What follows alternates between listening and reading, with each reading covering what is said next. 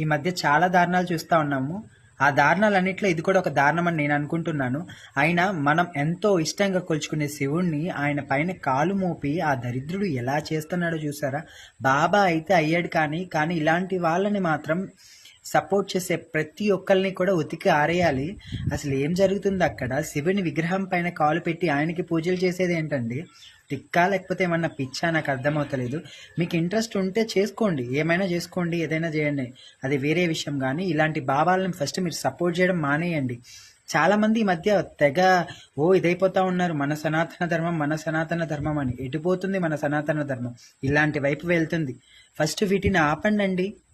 ఏదేదో మాట్లాడతారు, ప్రతి ఒక్కరు బొట్టెట్టేసుకొని మంచి పూజల్లాగా, దేవుళ్ళలాగా, అఘోరాల్లాగా మాట్లాడినంత మాత్రం అయిపోదు. ఇలాంటి వాటిని ఆపేసేయండి ఫస్ట్.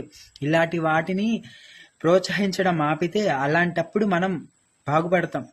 ఇలాంటి దారుణాలన్నీ జరగకుండా ఉంటుంటాయి. ఎన్నో జరుగుతూ ఉన్నాయి. అలాంటి వాటిల్లో పోలిస్తే ఇది చాలా దారుణం అనిపిస్తుంది నాకు.